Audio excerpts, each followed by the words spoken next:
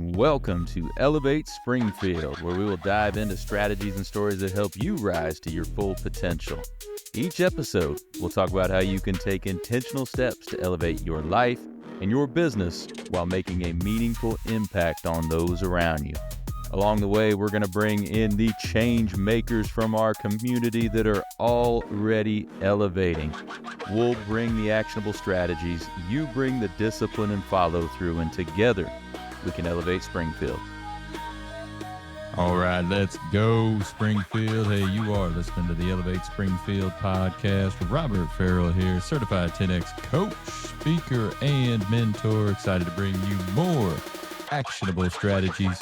You bring the discipline and follow through, and together, that's right, we're going to elevate Springfield. Hey, y'all, I am pumped up today. This is the very first episode in the brand new studio downtown. Thanks to Big Dog Construction for their help here.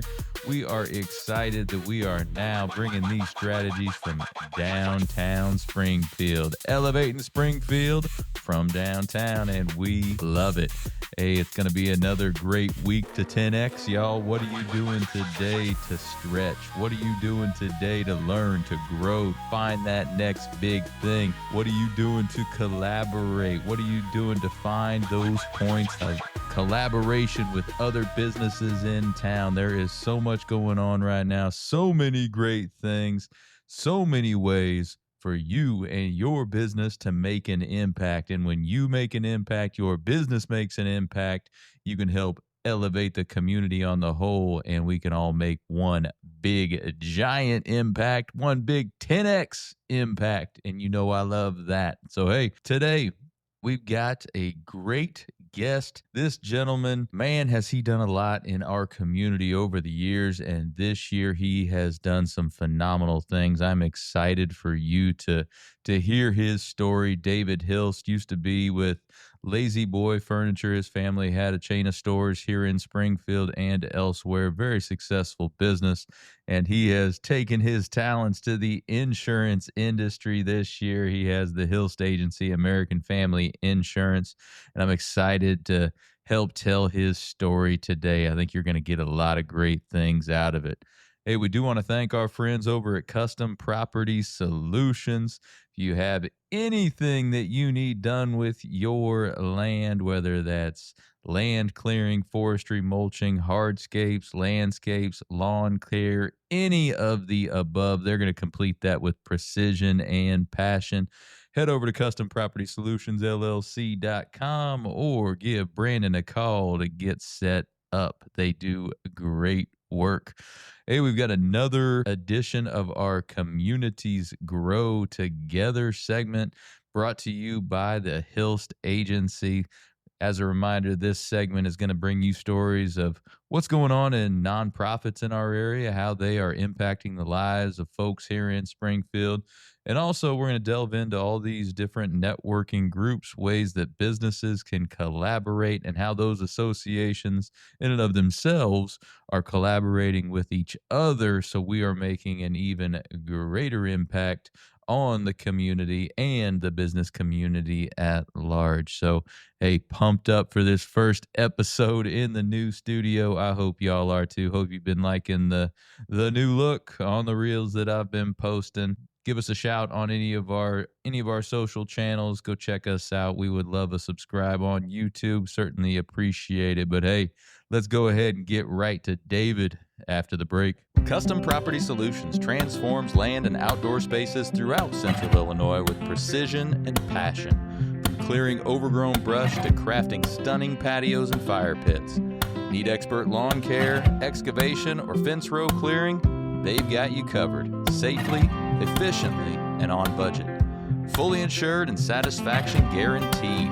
Visit CustomPropertySolutionsLLC.com today, where your land meets their passion. All right, and we are back. Joining me in our brand new studio for the first recording ever, Mr. David Hilst from Hilst Agency, American Family Insurance. David, how you doing today? I'm doing great. How are you doing? It looks good in here. Oh, thank you. Appreciate that. I didn't know. Am I the first? You are the first one that's going to go out. I feel honored. Absolutely. No, we wanted to have you in here to see what we've done, and you've been a big supporter of what we do and everything, so we're just excited to have this new space and excited to how it turned out. Yeah, I am too. Well, David, before we talk about your business and things like that, let's learn just a little bit about you. Tell us a little bit about David. Sure. Well, I was born and raised in Springfield, Illinois. I've lived here most of my life apart from going to college. And I started my original career. My first career was at Lazy Boy Furniture Galleries. My family owned a small shop in Springfield, Illinois and Champaign, Illinois.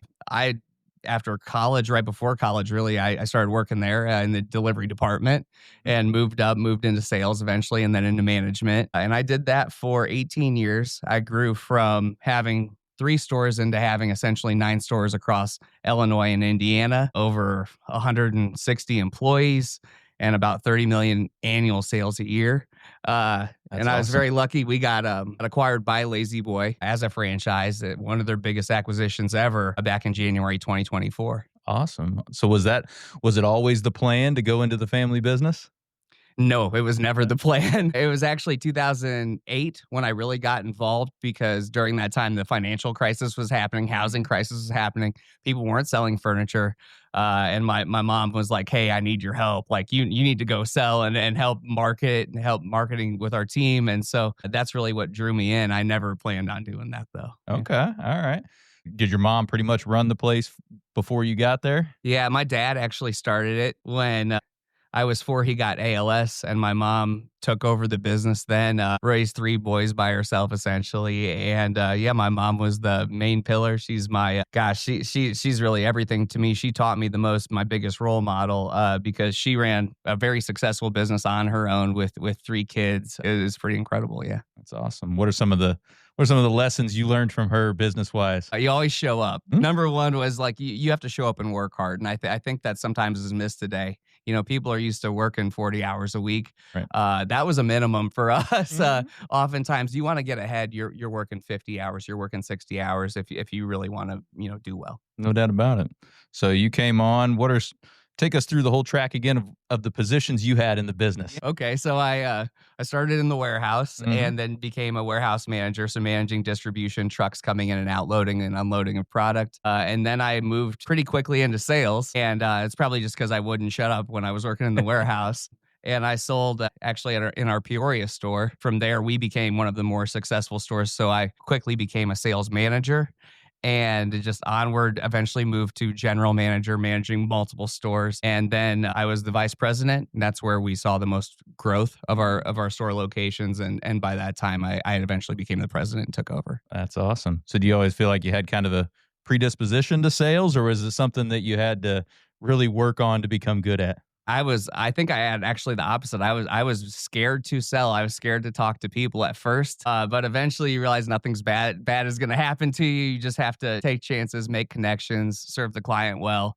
And so it definitely was something I learned and practiced, and I continue to practice to this day. Absolutely. So you said you had some of the biggest growth when you were VP and then you were president. So what were some of the strategies you put in place to have that kind of growth? For sure. I mean, the most important thing is having a good team and good managers to work with. So making sure that you hold people accountable through goal setting, provide them the freedom to make their own decisions. Because when you're growing, you have multiple store locations, you're not talking every minute or every hour. You have to trust them to make the right decisions. So putting that framework in place, a process in place that they can make decisions that way. So definitely hiring the right people, training and empowering them. Right. So you're big on promoting from within, growing them and getting them to the higher positions? Is Absolutely. I feel like they learn from you that way. And sometimes it makes decision-making easier to understand. Yeah. So you had quite a few employees over the years, right? Oh, yeah. Like in the hundreds? Yeah. I think when we sold, we had between 160 and 180. Yeah. So walk us through how you find those right people. How do you find them? What do you hire on? What are some of your main tenets that you used when you were there? Sure. Well, we'd always try to hire based on core values. So I mean, you can hire someone's resume or their technical skills, and sometimes you do need that. But more importantly, it's like you want to hire based on talent. You want to hire based on personality. you want to hire based on, are they going to be honest and trustworthy? Can you trust their integrity? Those are the main values that we did hire on. Awesome. So what kind of training did you do with them while you were there? All sorts. And we would focus, on initial training. We'd also build out programs where they were training every, 3 to 6 months. And once they hit a certain level, they'd begin leadership training and training on decision making, how we made decisions as a company. And then we've also focused on cross-functional training. So our sales team would be working with our distribution team, which would be working with our accounting team to better understand the impact of the decisions they made. How important is that? Because that to me, that's really huge for everybody to know what they are doing right here, how that impacts the line down here, or how that may impact others in the organization. Yeah, for sure. It made a big difference on perspective and also empathy, understanding what's going on in a department that you don't work in. So, if you're a sales manager, how is this going to impact our distribution team? Well, when they worked, side by side in one or other department, they got to really learn what was important to that team. Awesome. So for your sales crew, what'd you do specifically for them? Did you do any? I know some places do in the 10X world, we do role playing and we do a lot of different things. What kind of stuff did you do for your sales team? Yes, you're totally right. We would role play really on a daily basis and on a weekly basis too. So it was a lot of role playing. We'd have them practice cold calling. We'd have them practice customer interaction and also train throughout like the sales process that we followed. You find that a lot of them were hesitant for cold calls. That could be difficult for people sometimes. Yeah, we tend to throw everyone into that at first just to get you used to making maybe the hardest call you could have because everything from there is easier. Absolutely. That's what we always talk about that too, is do the hard things first. First thing during the day. That way you either have a big giant win right off the bat, or you got the hardest thing out of the way first and go do your other stuff. That's so true. And we do that in the insurance industry today. Yep, yeah, absolutely. So walk us through again the decision as when you exited out of Lazy Boy. What was that process? Sure. So that really came about in 2023, 2024. Lazy Boy approached us. They looked to acquire the top performing franchise groups across the United States.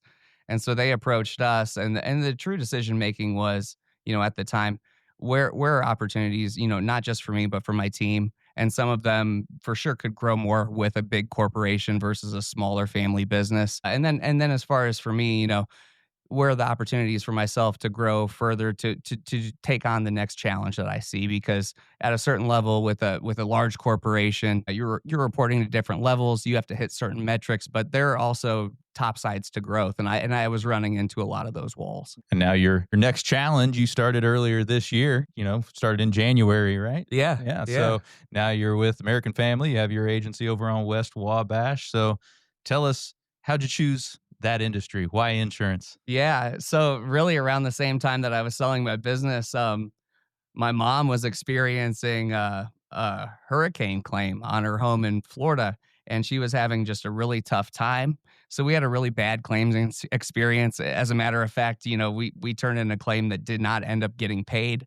On top of that, the insurance company dropped us.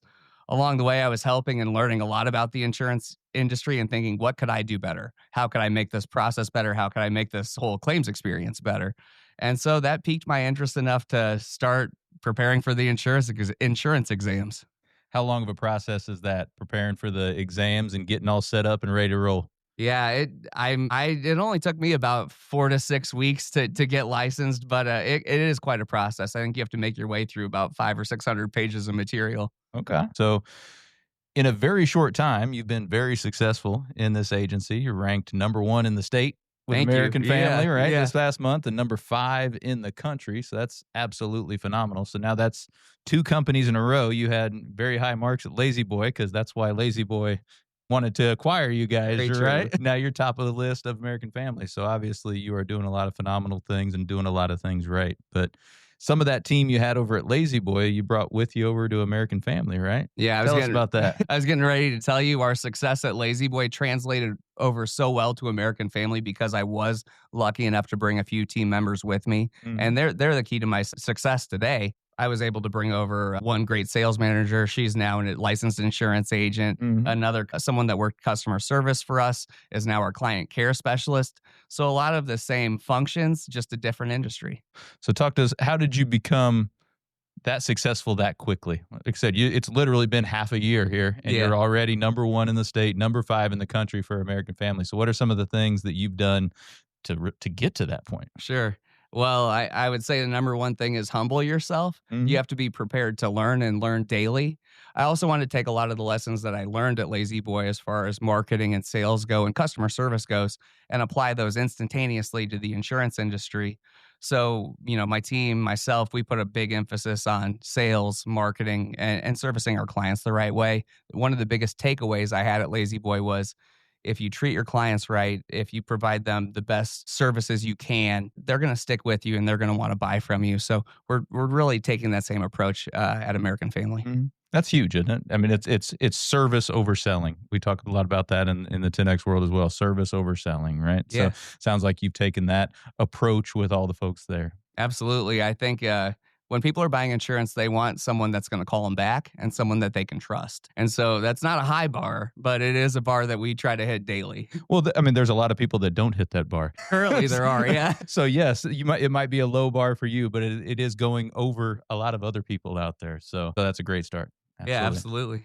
absolutely. In terms of your marketing and outreach, you're very active on social. Talk to us a little bit about your social strategy. Sure. So again, one of the things that made us successful at Lazy Boy was our social media marketing mix. So making sure that you're on all of the channels, whether it's Facebook, Instagram. We found a lot of success at American Family by really targeting on a personal level, on a local level, people in the Springfield community through Facebook, through Instagram, and also, being authentic, showing them parts of our life that they wouldn't necessarily normally see if it was just insurance information. And that's key too, right? Because then people feel like they actually know you a I little think bit. they do. Yeah, I think rather they than really just do. the face or just the facade of the business, right? They feel like they know you more. And I Yeah. think that is key in social, to have a little bit of that personal touch and have a mix of the business and the personal touch, right? I think you hit that really well. It's definitely the mix. I'm lucky. I have the best brother. My brother has Down syndrome. He lives with me.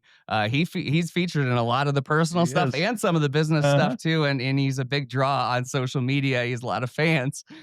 So we do feature him in a lot of the content. We also do create a lot of content that's insurance information specific to help educate our clients the right way. Mhm. What kind of stuff do you put out there to educate the clients? There are a lot of questions surrounding whether it's life insurance, home insurance, auto insurance. Am I properly insured? Do I have the coverage I need in case something happens? So we're trying to target the main questions that clients have or have asked us in our agency. We create social spots around that to really drive home 2 or 3 key points, whether it's life insurance or your home. Are you covered the right way? Sure.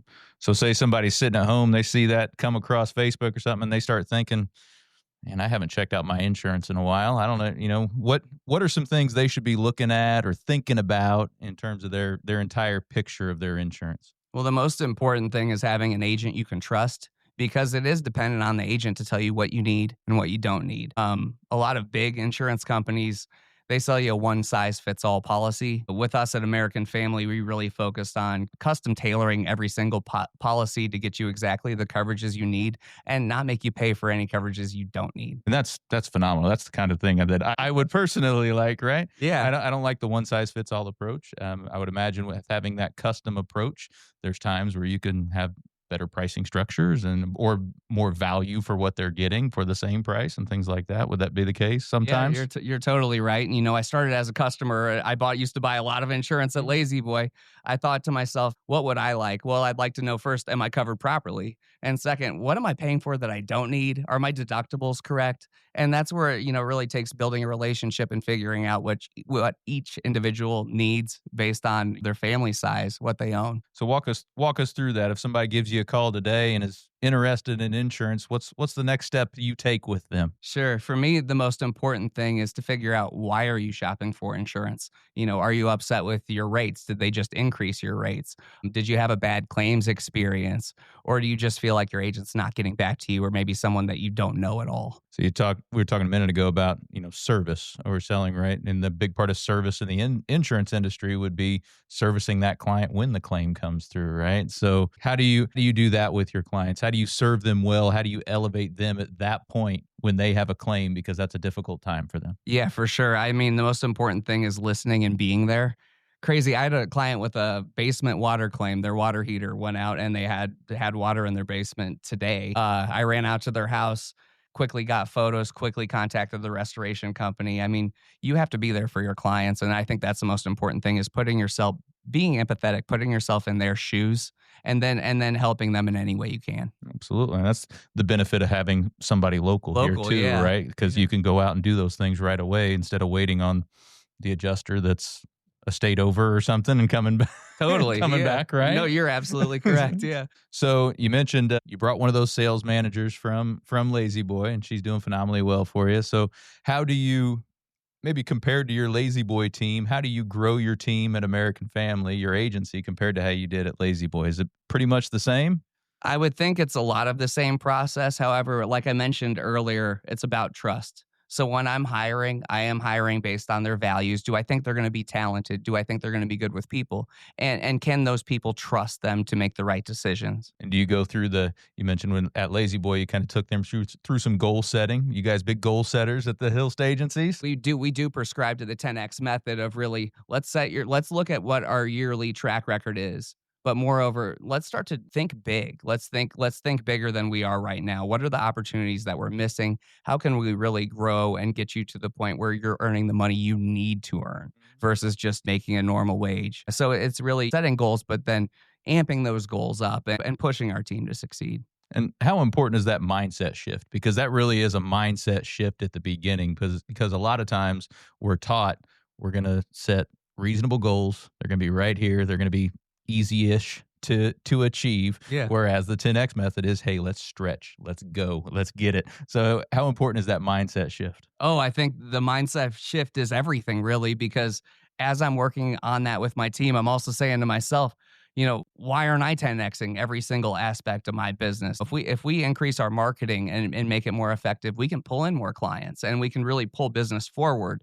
So it's being able to see the big picture, visualizing where you can be, and then figuring out how do we get there. I love that you said pull that forward, because that is a key part of that, being able to pull those goals forward, pull that revenue forward, whatever that is. Yeah, right? It's like, because you could wait till tomorrow to earn it tomorrow, but really you can earn it today. Seen some success with that mindset shift then? Absolutely. And it's not just me, right? That's one thing. If I have those lofty goals and I'm hitting them, that's great. But if I can translate that to my team, to Destiny, who's my manager, if she also understands that we are able to do so much more than we think we could based off of our corporate numbers, she's really bought into it. And then it's the next and the next producer on down the line. And I have someone else alongside me that's also coaching them on those goals. I love it. So what are some of the core values of the Hilst agency? I would say one of our biggest ones that we haven't talked about yet is community. We definitely started this business with the intent of growing and doing well, but also giving back to our community, which means supporting local businesses, supporting local charities and organizations, mentoring kids, mentoring young people that are coming into the workforce, and really focusing on how can we make Springfield better overall. Absolutely. And at the beginning of this year, you did a really, really phenomenal thing. It was very cool. You did the 30 days of giving, essentially. You gave away $30,000, $1,000 each day to different organizations. I mean, that's huge. So tell me about that process. What made you think of doing that, and how did it go through? Well, we really wanted to signify that we were coming into the insurance industry in a very local way. So we wanted to make a big impact right off the bat. And so it came down to, let's pick 30 different charities, which sounds easy. It's not, because we wanted to make sure those dollars were going directly into the Springfield community and actually hitting people in this community the right way. So, we went through a huge process of, vetting different organizations, different charities, seeing what their impact was specifically in Springfield, and then really working on, how do we get them the money? How do we highlight them and bring their awareness, using social media, using our network. How do we bring awareness to these great charities in Springfield? What are some of it's been 6 months or so since that happened, right? So what are some of the success stories you've seen from that? Have you heard back from any of them that you gave the money to? I would say, yeah, we've heard back from all of them and the ways that they've used the money, but some of the further partnerships that we've forged after seeing how they used our money, we've been really lucky to work with United Way, Compass for Kids, the Boys and Girls Club, big brother, big sister in building, a bigger partnership where it's more strategic in the long run. Cause that was the first 30 days of January. Mm-hmm. But the real question is, how do we make an impact this year in 10 years? How big of an impact can we make? And it's those partnerships where they're giving us a lot and we're giving them a lot. That's awesome. So, in turn, you mentioned a second ago being local. The huge companies that are not local are not going to do something like that. So, Yeah, I think you're totally right. They're not going to support local charities. They're not going to support your kids' team. They're not buying from local restaurants here. Yeah. That we even when we're going out for lunch at our insurance company, taking clients out for lunch, we only select local restaurants. That's a big one for me. Yeah, absolutely, because we're essentially taking care of our community by doing that, and the money stays here. Yeah, stays here. Yeah, I mean, anytime we shop outside of here, the vast majority of those funds do not stay here. Whereas if you shop here, the vast majority of those funds do stay right here, helping folks within our community. And then if you do business with you, helping our local organizations, those nonprofits that are benefiting from what you're doing. Yeah. So that's phenomenal. So you've been very involved in the community, very philanthropic over many years here in Springfield. Any other success stories or organizations you've worked closely with here recently? I would really like to again mention Compass for Kids. They work with Springfield area younger kids, and by providing them after school services, summer services where they're getting meals, they're getting continuing education. We've donated a good amount of money to their summer program where they're helping to feed kids that are in their program, teach them life skills, teach them some work skills, things that kids are missing nowadays. Yeah, because if you can get to them at that age, that's going to set them up for long-term success, don't Making you think? Springfield better in the next 20, 30 years. Absolutely. Yeah. Continuing to elevate Springfield, just like we're doing here, guys. Yeah, absolutely. So, well, let's switch gears over to the personal side. So what are some things you do personally to elevate your life? I would say one of the most important things for me is building strength, whether that's physical strength, mental strength, spiritual strength. So, on a daily basis, I make sure that I'm working out or being active, and I make sure that I'm either reading or bettering myself in one way or another through learning, even if it's it could even be 10x that I'm watching those very valuable clips on. So, it's physical, it's mental, and spiritual. So, I do take time to meditate. I take time to pray and be grateful each day. I think that puts me in the right mind frame then when I'm at work to perform at my highest level. No, that's critical. So do you have a specific workout routine that you like or that you do? Man, no, I need the variety. I'm kind of I'm completely ADHD. So I do like to weight train, play sports, basketball specifically, run, walk, and then I am very big into jujitsu now. So did you play basketball growing up? Like, did you play, on the team? I played for Chatham, yeah. Okay, all right. Have any good runs while you were there? Our team did. I was on the bench, but we were good, yeah. Okay, no, that's awesome. So, but jujitsu, how long you been doing that now? I've been doing mixed martial arts for over 15, 20 years, jujitsu specifically the last year. Okay. Yeah. No, my younger daughter, she's been in karate for it was right at COVID when she started. So I guess it's been a little over 5 years or so. She's done Shudokan Karate Club here in Springfield over on the west side. Yeah. And so she's really loved it. She's enjoyed it. And we talk about mindset. That's a big thing for mindset there too. Absolutely. I feel like it teaches you all the right kind of skills you need going forward, whether it's hard work, discipline, focus. A lot of those skills translate. Yeah. Cause it's kind of an all-in-one thing. It's mind, body, and soul kind of deal when you're talking about martial arts, right? Yeah. Yeah. No, she's really loved it, and she's grown tremendously in it. Yeah. Both my girls, they're not into the, I guess, traditional sports. So they got karate and archery. That's my two. Yeah. So no one better break into your house, I guess. I know, right? Yeah. Exactly. Got an archer and a karate kid in there. So no, they really enjoy it. It's been fun. So. Yeah. You talk about reading. What kind of books you like? What kind of stuff you taking in? Yeah, I do like to read a lot of business books and mindset books, but one of my favorites is Shoe Dog by Phil Knight. It teaches you about every business lesson you need to learn along his journey for Nike. And another one I love is Outliers by Malcolm Gladwell. It's really focused on the people that perform at a very high level. Absolutely. I know Shoe Dog. I read that a year and a half ago or something, but yeah, really good one. Yeah. Any marketing ideas you could take from Nike there? Every marketing idea, right? Yeah, exactly. You just got to find Jordan. So who's going to be our Jordan here in Springfield? Yeah. You find that Jordan, you're all set. Yeah, then they're going to be selling insurance at American Family. That's for sure. That's right. Exactly. No, that was a really good book. I mean, I love when I'm reading, I kind of alternate between something like strategy wise or personal development or professional development, something like Outliers or something, or maybe 10X Rules, something like that. And then the next book I read is typically a biography of somebody, right? So that's why Shoot Dog came in. I read, the Walt Disney one, the Elon Musk. One's good. Yeah, the Disney one's really good. I'm a big Walt Disney fan. I'm taking my family and I go down there all the time. I love the way they create those immersive experiences. They understand magic. They do. The marketing guy inside of me really enjoys the way they bring all it that all together and also manage to charge you quite a bit of money. Exactly, yeah, and make a lot of money doing it. Absolutely. No, I've always found that kind of cadence was personal professional development book followed by a biography of somebody that did something great is a good. I think that's a great cadence and probably something very similar to what I do because it's nice to hear a story and then also find some, like you said, some practical knowledge you can put into place. Yeah. Absolutely. Yeah, the Elon Musk one was really good. I need to read that one. That one's really good. I mean, Walter Isaacson, his books are huge. So allot some time. I'm not going to be able to make it through one of those, right. But yeah. But that one was really good. That it was good enough to where I never read the Steve Jobs book by him. Okay. So I'm going through that one right now. But all good stuff. You're giving me books to put on my list. That's for sure. So you also said prayer and meditation. You do that every morning. What's that process look like? Yeah, that's definitely for me an every morning and every evening thing. So in the mornings, I'm focused on meditating, but also putting myself in that positive mind frame and that success mind frame of looking, what am I doing today? How can I be more successful than if I didn't think about that? So I'm meditating, I'm calming my mind. I'm visualizing success during that time too. And then at night,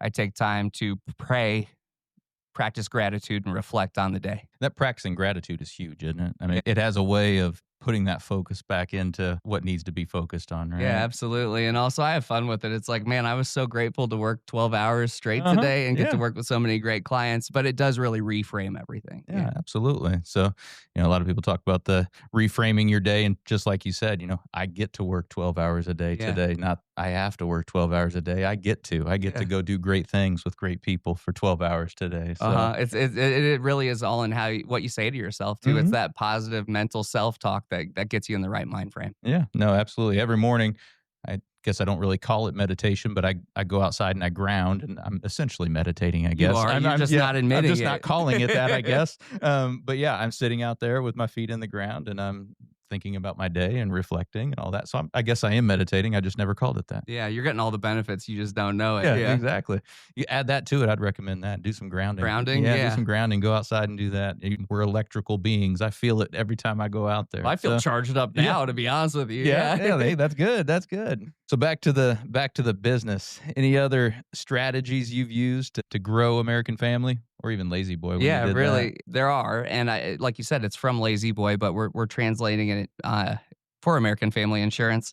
Number one for us is focusing on our culture, and that depends on who you hire, who you promote, and how you grow your business. So it's hiring the right people, really putting them in a positive mindset and giving them opportunities to succeed. Another one for us is sales and marketing. We talked about sales and marketing, but I think if sales isn't the lifeblood of your business, I don't know what is. Right. And so we have a very strong sales focus, and I think that's instantaneously translated into good results for us so far.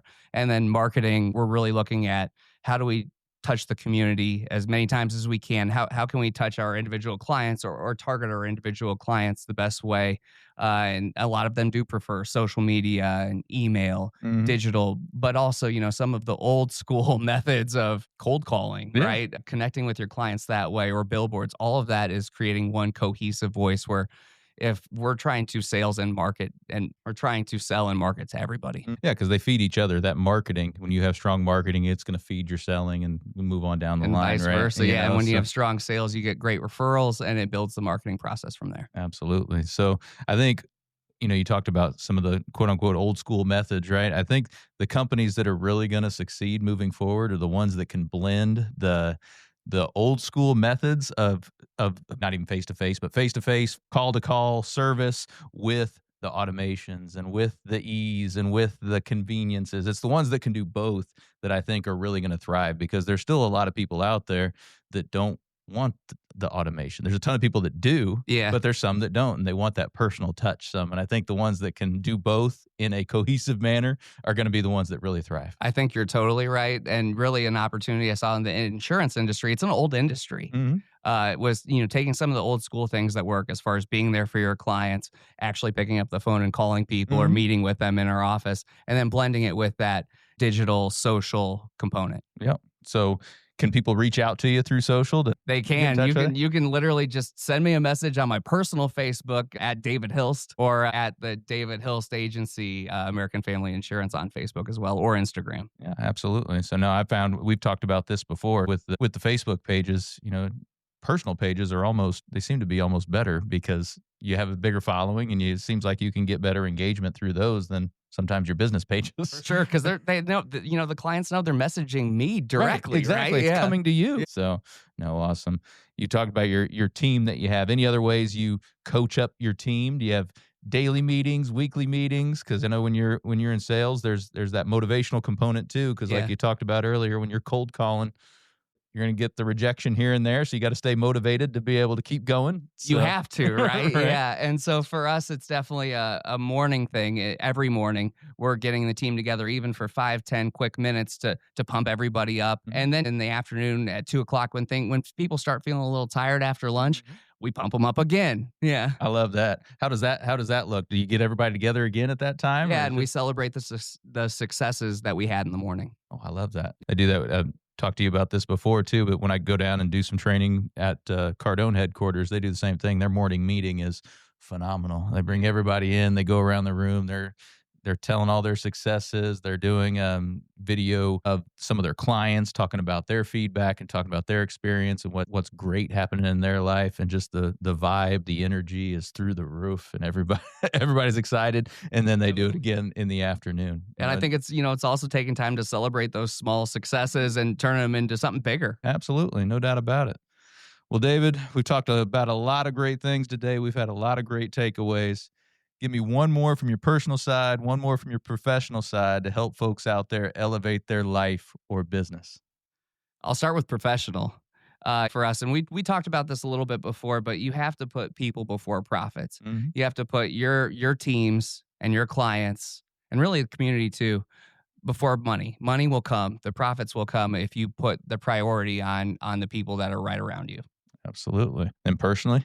One of my biggest personal things, too, is taking time with my family. I got a brother with Down syndrome that lives with me. I have a great wife. I have 2 golden retrievers that are excellent. It's taking meaningful time, valuable time each day to celebrate what we have right in front of us and really enjoy the time that we have. I love it. So what's next for the Hilst Agency? 10x growth. That's what we're doing. We're hiring, we're training, we're selling. Let's go. Let's get it. Well, David, tell everybody one more time how they can get a hold of you if they want to do some business with you. Sure. Well, we're at 3460 West Wabash in Springfield. Just stop in and see us, or just give us a call, 217-726-6343. Or if you don't want to do either of those 2 things, again, David Hilst on Facebook, on Instagram. You can find me there. You can message me there. Good deal. All right. Well, David, thank you for spending the afternoon with me today. Thank you for all you do for the community. You are certainly out there elevating people's lives. So yeah, thank you so much. I've had a blast. David Hilst, American Family Insurance. We're going to let him get back to elevating Springfield. Elevating Springfield. Right. But for the rest of y'all, we'll be right back. Look, I get it. Mortgages sound boring until you realize you need one, and suddenly you're neck deep in paperwork. Googling terms like escrow and DTI, like you're studying for a finance exam you didn't sign up for. I'm Fred Weber at 217 Mortgage. I break it down like a real human, not a robot in a tie. VA loans, first-time homebuyer, refi, I've got you. Local, fast, and yes, I answer my phone. 217 Mortgage, because adulting is hard enough. Equal Housing Opportunity, Illinois Residential Mortgage Licensee, Department of Financial and Professional Regulation, NMLS number 6606, NMLSConsumerAccess.org. Conditions and restrictions apply. This is not a loan commitment or guarantee of any kind. All mortgage loan products are subject to credit and property approval. New American Funding, LLC, all rights reserved. Corporate office 14511, Myford Road, Suite 100, Tustin, California 92780. Phone number 1-800-450-2010, NAF.com. All right, how about David Hilst out there making a huge contribution to our community and having some phenomenal success at the Hilst agency. Congratulations to him on all his recent success, and we are certainly fortunate to have a guy like him in our community doing these great things. So, hey, let's talk for a few minutes on what we discussed from a 10X lens. Hey, today we actually talked a lot about 10X strategies. He's implemented a lot of those in his business already. So I'd like to touch on a few of those. And then one thing we talked about a lot with David was service overselling, how you can serve your clients well. So I'd like to touch a little bit on that as well. So when it comes to 10X, I'm going to take a step back. What is the 10X rule? That's what we go by in the 10X family here, the 10X rule. If you haven't read the 10X rule book by Grant Cardone, I would certainly recommend you get that on your reading list. But the 10X rule is really the one thing that will guarantee that you will get what you want in amounts greater than you ever thought imaginable. It can work in every area of your life: spiritual, physical, mental, familial, and financial. It's based on the understanding of how much effort and thought are required to get anything done successfully. I'm guessing if you look back over your life in business or in your personal life, you've probably underestimated the amount of actions it takes to accomplish what you were trying to accomplish. See, most people do that, right? Most people underestimate the amount of effort necessary to realize a goal. The other part of the 10X rule is the ability to be able to dream bigger, to be able to set massive 10X targets. See, most people don't set targets big enough. And the idea is to become extraordinary in all areas of life and to succeed and produce at an extraordinary levels. So what is extraordinary? What do we mean by that? It means anything outside the realm of what most normal people can do and achieve. I don't think any of y'all out there want to be normal, right? We want to be extraordinary. So in order to get to the next level of wherever you are, whatever you're doing, you have to start thinking in these terms of extraordinary. What do I need to do to be extraordinary? What are these big giant goals that I am setting, and how can I get there? And 10X strategies can help you get there. You see, regardless of what you want to do or be, whether it's, hey, I want to lose 10 pounds, I want to write a book, I want to become a billionaire, your desire to reach these points is an incredibly important element of doing so. So how bad do you want it? Regardless of the goal you are trying to accomplish, you're striving to achieve, you're going to be required to think differently, embrace a diehard level of commitment, and take massive amounts of action at 10 times the levels you think necessary. Hence 10X, right? I mentioned a second ago that most people underestimate the amount of action it takes to reach their goals. In 10X strategy, you are going to multiply by 10 what the reasonable amount of effort you think it would take to reach that goal. You're going to multiply those actions by 10 and take massive action. That's the only way you can assure that you're going to get there. And I would caution you here, when you're looking at your goals, you don't want it to just be, hey, if I could just get to here, I'd be comfortable. Hey, if I could just do this, I'd be happy. Because limiting the amount of success you desire is a direct violation of the 10X rule in and of itself. Because here's what happens. When people start limiting the amount of success they desire, they will always limit what will be required of them in order to achieve success, and most likely will fail miserably at doing what it takes to keep it. So if that desire is not there for extraordinary, massive success, you're not going to do enough to even get to the lower level goals that you're achieving for yourself. That's really the focus of the 10X rule. You must set targets that are 10 times what you think you want, and then do 10 times what you think it will take to accomplish those targets. Massive thoughts must be followed by massive actions. There is nothing ordinary about the 10X rule. It is simply what it says. 10 times the thoughts and 10 times the actions of other people. The 10X rule is about pure domination mentality. You never do what others do. You must be willing to do what they won't do. So this domination mentality is not about controlling others. Rather, it's about being a model for others' thoughts and actions. Your mindset and deeds should serve as gauges by which people can measure themselves. 10X people never approach a target aiming to achieve just that goal. They're really looking to dominate an entire sector and will take unreasonable actions in order to do so. So, what unreasonable actions are you taking today? What ways are you trying to dominate your sector? If you start any task with a mind toward limiting the potential outcome, you will limit the actions necessary to accomplish that very goal. Hey, here's some mistakes that a lot of people make when it comes to setting those goals, right?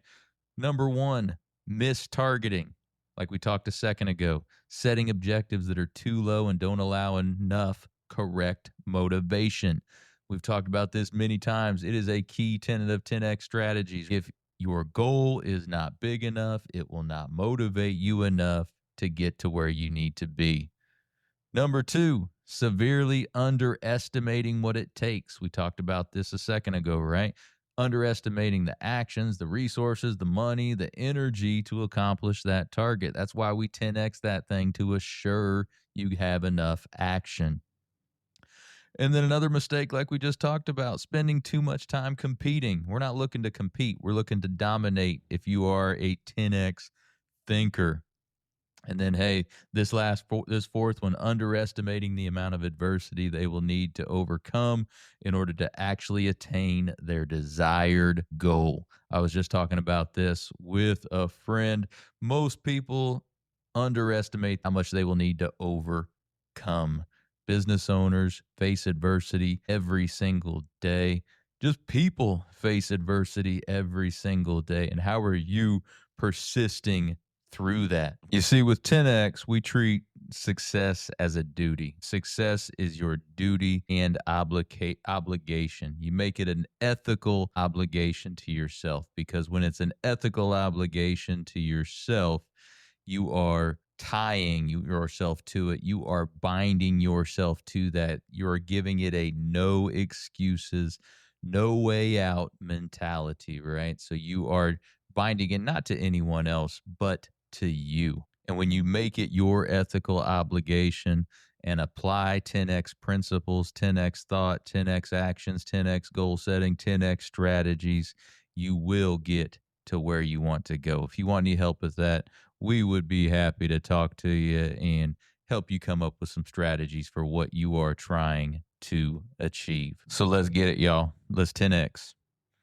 So the next thing was giving and serving, right? Your clients. You know, we talked a lot about David's sales experience, but really when it comes to 10X principles, selling is an act of giving, not getting. It's serving, not selling. Unfortunately, there's far too many people out there that do not look at it this way. The true essence of selling is not just getting the sale, but a desire, a true desire, a sincere desire to help people. And you can tell with David, that's where he is coming from. He truly wants to help people, and he's put his money where his mouth is when it comes to that type of thing too, with all the philanthropy he has done. You know, most every successful person I've talked to, and in my life it's ring true as well, that if you give enough in life, it'll come back to you tenfold in business and in life. You know, so David talked a lot about how he can elevate his clients through serving, right? Through service. When it comes to any product, no amount of slick advertising, public relations can make up for poor service. So how are you serving your clients right now? How are you giving to your clients? We go by the principle of give, give, give in the Cardone world, in the 10X world, right? So what are you doing to give to your clients? And we're not talking about giving away stuff for free, but how are you being different by servicing your clients? How are you elevating their lives? How are you helping them when they're coming through and buying products or services from you? Are you truly listening to what their needs are and finding the best solutions for them? Are you going above and beyond for your clients? What are you doing to serve and give and elevate your clients? Because that will set you apart. Far too many people are selling rather than serving. And we would encourage you to do the serving rather than the selling. So great stuff with David. Congratulations on all his success. And we are certainly fortunate to have him in our community doing all these great things. We're going to be right back after the break with the Communities Grow Together. Looking for personalized insurance with hometown care? David Hilst, American Family Insurance Agent, is here to help you protect what matters most: your family, your home, and your dreams. Whether it's auto, home, life, business, David and his team are proud to serve the Springfield community with trusted advice and reliable coverage. Local service, real relationships, peace of mind. Call today or stop by their office. They can build your dream protection plan together. Call 217-726-6343. All right, and we are back. Another segment of Communities Grow Together. Hey, thank you to our friends over at Hilst Insurance Agency, American Family, David Hilst and his team over there. If you need anything, home, auto, life, business, give them a shout. Follow David on all his social channels or just stop by his office over on West Wabash. We're going to be telling stories of nonprofits in the area, how they're impacting folks, and we're going to talk about how all the different groups in Springfield can come together, work together to elevate us all. And our guest, Mr. Jeff Dillman. How you doing today, sir? I'm good, Robert. I think I've been here before. Yeah. One other time, right? Yeah, absolutely. Glad to be back. Good to have you back. Today, we're going to talk all about Local First Springfield. Last time we talked more about Land of Lincoln Professional Networking Group. We'll touch a little bit on that today as well. But a lot of great things happening with Local First Springfield. I know you're a past president. I'm the current president. So tell us a little bit about your experience with Local First Springfield, maybe what they do or what they have done in the past. Well, I'll date it back to the time I was sitting in my office and they walked in and said, "Hey, we've got this thing called Local First Springfield. Would you be interested?" So they had a packet, a portfolio, opened it up, and made sense. At that time, it I think somewhere around 125, and thought, yeah, you can get a return on investment on that. It had good meaning, local, supporting local, and that's what we need to do. And it's a great organization. I mean, it supports our true everyday, our mission. We have to get people to buy local, support local. Yeah. Stay away from these national chains and support the small business. Our experience has been great with Local First. We've been engaged with events. We have actually two of us now are on the board, current board. Past president, during my time, we really focused on membership, retaining membership, gaining new membership. At that time, we weren't doing a lot of events, so we didn't really want to during my time. But we were really just trying to really keep engaged with our current members, because sometimes that's out of sight, out of mind. Right, absolutely. And how important is that for you guys as a local company? If you guys recall, Jeff is from Masco, so you guys are a family-owned local business here in town. How important is that for us to have organizations in our area advocating and supporting local business, buy local, shop local? You know, it's very important. Between Maintenance Supply Corporation, our sister company, and Masco Packaging and Industrial Supply, it's very important because it's easy. Nowadays, millennials are just, going online, ordering from Amazon or ordering on Sam's or Walmart. But organizations like Local First Springfield are very important because they're really getting the message out that, support local, buy local. And that's important. And we're glad to be members of Local First Springfield. It's very important to us because we're seeing a lot of, in our industry, in the janitorial industry and really packaging industry, we're seeing a lot of mom and pops close up. And just like you're seeing outlet malls close up, Amazon, it's good for some. We know that when some of us probably use it individually, but it's killing small business. So to be part of a group that is showcasing and promoting locally owned businesses, it's a must for us. And what drove you to become more involved with them? You don't just jump up and say, "Hey, I'm going to be president," of it. But what drove you to kind of get more involved? Well, I think I'm trying. That's a great question. I'm not even sure who even asked me to come on the board at the time. It might have been Larissa Hanson, who at the time was part of it. And she's former president of the Chatham Chamber of Commerce. But I just thought it made sense. Once again, we're a small family business. So this is an organization that's going to support locally owned businesses, and that's what I wanted to do, to really showcase Masco. Really say, hey, put us on the map. It's even though you think you're the market leader, there's still people out there that don't know you exist. So jumping in the local first, I just thought it made sense. And I always tell the story is that I was coming to the meetings, and at that time, I think, it was Cheryl Daugherty with Arizona Tile. That's kind of who I was underneath her at that time. Brent from Ingrain was the vice president. Oh, yeah, sure. And all of a sudden, Brent said, with business going on, everything happening at Ingrained, it's probably time that I might need to step down. So he called me and said, would you be interested in being president?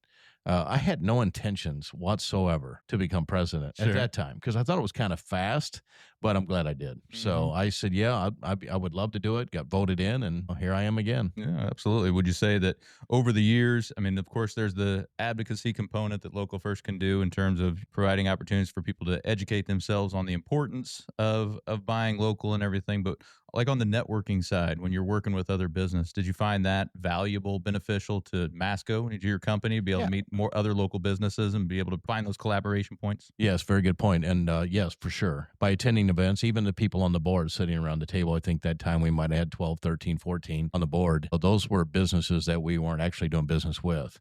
So we did pick up business from that. We found it very important to understand who they were, who we are.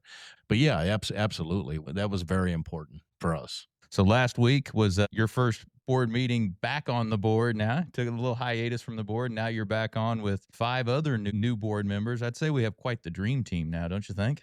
You did a great job. I think, once again, our friendship, I'm doing it for Local First. I'm doing it for Masco, but really did this for you. I appreciate you. But looking in that room, sitting in that first meeting, it was a little strange for me, not sitting at the head of the table. Sure. And then I think, am I talking too much? Because I don't want to do that. But looking around the room, it's like solid. And I think on the social media post, you've seen many remarks back. This is a dream team. So we have you're a really good group. You've done a great job with that. I'm looking forward to see where this is going to go. It's exciting. As I was saying last night to a couple of people at another meeting I had, that, give Local First another chance, because you're going to see a difference. And underneath your leadership and all of us together as a team, I think we're going to put Local First Springfield back on the map again. Absolutely. And we'll just go ahead and throw that out there. There was a time where people thought they weren't getting maybe their value out of their Local First Springfield membership, right? But now, like you said, we're looking around that table at that board meeting, how many hard chargers we have in there, how many people that are so committed to Springfield, so many people that are committed to local business, that this organization is just going to explode here. So. I agree. Now, that was the first board meeting. For me, it's exciting serving on multiple boards. If we keep that momentum that was in that room and we keep it solid, it's going to make a world of a difference. Yeah, really and that part is key. Like you said, you've been on many boards. I've been on many boards. What have you found to be successful in keeping that momentum? Well, right people on the bus. That's really all it comes down to. You have to have the right people that are committed and that understand the message, and are business owners. And I think some of the, not to really talk about Local First in the past, I think we kind of lost that vision of just bringing anyone in. And when you're not a business owner, in some cases, not everybody in the room is a business owner. I'm not a business owner, right? A business owner, yes, but not of Masco. I think your vision and commitment's totally different. When you're sitting in that room, like Sangamon Tree Service, for example. Yeah, shout out Chad Fowler out there.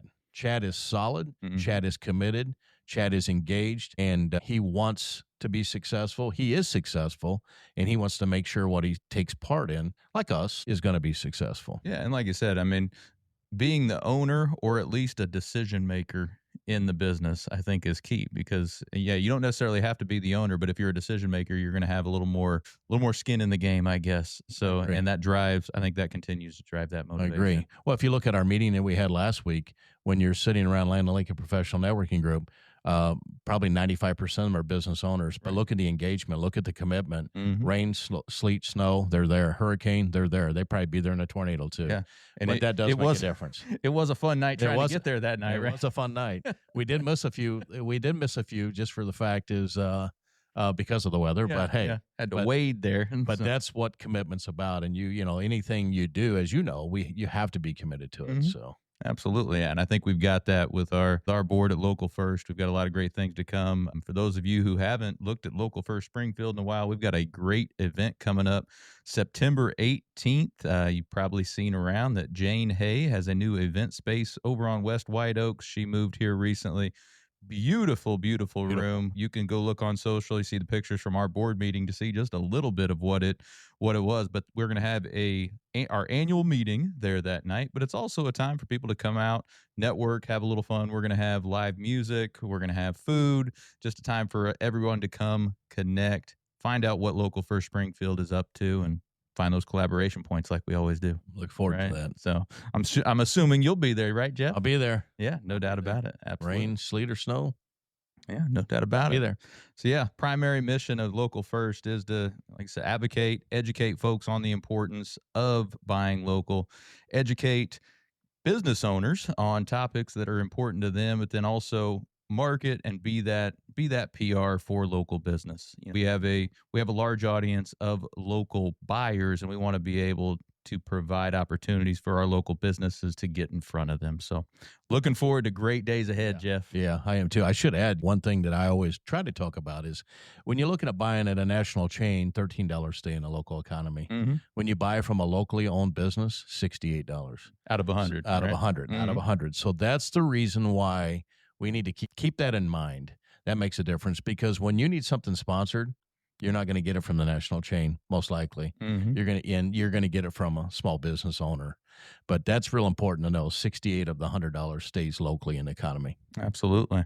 Hey, I'm going to give one sneak peek. It's not out yet, but we are starting a new opportunity for Local First members. If you are a member, we're going to have 30 slots available for a new marketing campaign coming up here real soon. So look out on social for those. We're really excited to help expand and grow our local businesses using our audience and using our reach that we have through our social channels. But head over to localfirstspringfield.com if you want any more information. Before we close out here, Jeff, talk a little bit about, we had another meeting at Land & Lincoln Professional Network, and we touched on it a little bit, but how did it go? Well, I think it went great. You were sitting in that room. You were a facilitator. I appreciate that. Absolutely. Energy is just crazy. 52 businesses last week showed up. We're committed. We're ready to roll up their sleeves. We're ready to network. I sat around a few of the tables. The talks are serious. I mean, it's people getting to know people. I had one individual table say, "Hey, we know everybody at this table," but after the fact, they realized they didn't know everything about those people at that Exactly. table. Yeah. So they dug deep and found out that, you know, an insurance company did that, a nonprofit did this, a credit union did this, Mm-hmm. and then they got to know the individuals a little bit more. So I was once again totally blown away, totally impressed. I think some of the speakers have even indicated that, but that tracker, the economic impact tracker, you know, I think with your recommendations is such a great idea. It's really showing that this thing's working. It's climbing. It's climbing. Just shy of 900K right now, Yes. right? And we got what, $1 million? We want to do $1 million by what? throughout What did we say? throughout the gauntlet at that meeting, I said about a week and a half, let's get to $1 million. So we need about another $100,000 in a week. So I think we can get it done. Yep. don't you think? And the nice thing is, I think we can, and we do have several businesses that want to join. We're taking our time, kind of, you know, bringing people in. So I think exciting things, you know, to come ahead for sure. But the meeting went great. I think the cool thing is we stick to time, Mhm. and we do stick to no drinks and no food. We had a few trying to get some drinks, and we kind of said no. Nope. You know, it's just not who we are. And they were understandable of that. But the table talk is, it's kind of cool when you go around to listen to everybody's table. And maybe for you're a facilitator, so you probably had really good engagement. Oh, good yeah, no discussion. doubt about it. Yeah, it's amazing when you're intentional about the networking, what comes out. Because like you said, you could be sitting there with people that you've talked to a couple of dozen times, but you learn something new every single time as you go through. And hopefully you can find other ways to partner. So, and just for all of you out there, this is not a Local First Springfield or Land of Lincoln, we're working together here. You can do both, right? It's just communities grow together. Communities grow together, brother. We can do both. You can do them all. You can Yeah. do the chambers. We can do SILSA. We can do all these organizations together and work as a group. Absolutely, yeah. Because like we've talked before, we all kind of have our niches. What we specialize in. So hey, get involved with all of them. Highly recommend it. You will find the growth. You will find those collaboration points. You will find other people to work with in our community. And like we always say on the podcast, together, we're going to elevate Springfield. Right, Jeff? Yes, sir. All right. We're going to let Jeff get back to elevating Springfield. But for the rest of y'all, we'll be right back. Big dog, if you're doing some remodeling or redesign and build, come and see our showroom. No one does it like we will. Call Big Dog, Big Dog. Let us do it once, and then you're gonna see you'll wanna be a part of the Big Dog family. Call Big Dog, Big Dog. If you want the job done and you want it done right, call 8332 Big Dog. Your local Window Depot USA. Big Dog. Well, thank you for joining us today, everybody. Appreciate you making us a part of your day. Hey, if you want to get caught up on previous episodes, you know what to do. Just head on over to your favorite podcast outlet. Search for Elevate Springfield. Should be able to find us. Hey, while you're at it, go ahead and head on over to our social channels. Head over to my YouTube channel, at Robert Farrell, at all the places. Give us a like. Give us a subscribe. We would certainly appreciate it. Thank you to David for stopping by today. He is doing some phenomenal things in our community. I know one thing we could all take from his story, and we talked about his 30 days of giving, his 30K in 30 days. Hey, maybe you out there can't do 30K in 30 days, but can you do $30 in 30 days? That's $1 a day. And if we all did something like that, we could certainly make a huge impact right here in our community. Also, thank you to Jeff Dillman for stopping by for our Communities Grow Together. He has been involved with so many different things in the area. He is such a resource on all things local, so we appreciate his time today. But hey, we're going to be back at it next week, so take what you learned today. You bring the discipline and follow through, and together, that's right, we're all going to elevate Springfield, y'all. Be great.